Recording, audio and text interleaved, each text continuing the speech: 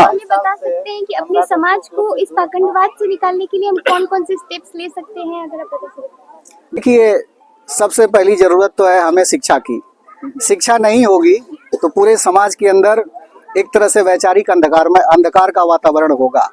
और आज अगर हम इस लटिया के महोत्सव को समझ पा रहे हैं, या इस लाट के या इस स्तंभ की कीमत को समझ पा रहे हैं, या इसके जो वास्तविक स्वरूप को समझ पा रहे हैं, तो इसके पीछे जो सबसे बड़ा हथियार है या सबसे बड़ा कारण रहा है वो शिक्षा रही है।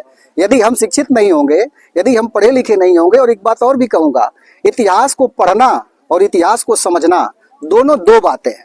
क्योंकि पूर्व काल में जो भारत का इतिहास है वह नहीं है जो वास्तविकता में होना चाहिए। क्योंकि इतिहास को कलम कसाईयों के द्वारा लिखा गया है।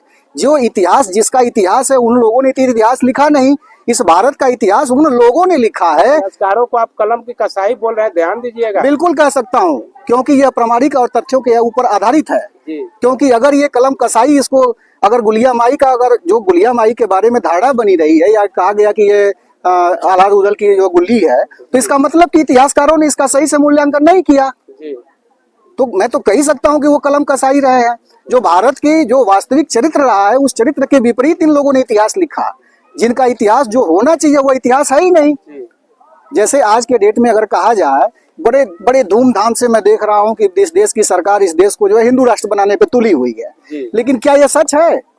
अगर इतिहास के कोने कोने को अगर खंगाला जाए, भारत की भूमि के कण कण को अगर खोला जाए, यदि उसका वास्तव में परीक्षण कर लिया जाए, तो यह हिंदू राष्ट्र नहीं, इसका वास्तविक चरित्र ही बुद्धमय भारत का है। यह भारत जो है बुद्ध की धरती है। ये हमारे प्रधानमंत्री गलत नहीं कहते हैं, जो विदेशों में जाते हैं तो कहते हैं कि ये भारत जो है हम बुद्ध की धरती से आए, और ये भारत जो है दुनिया को भारत ने क्या दिया? बुद्ध दिया। फिर भी प्रधानमंत्री जी भारत में आकर के क्यों नहीं राजनीति में? बिल्कुल सत्ता में बने रहने के लिए बहुत सारे झूठ बोलने पड़ते हैं, वो बोलते हैं। इसमें हम लोग को कोई बहुत कुछ कहना नहीं है। हकीकत प्रधानमंत्री भी जानते हैं जी, सच तो पूरा देश जानता है। क्योंकि जो कड़कड़ में कहा गया कि जो कड़कड़ में भारत के अंदर एक कॉन्सेप्ट चलता है सर, कि कड़कड़ में ईश्वर विद्यमान है, तो ये सत्य है।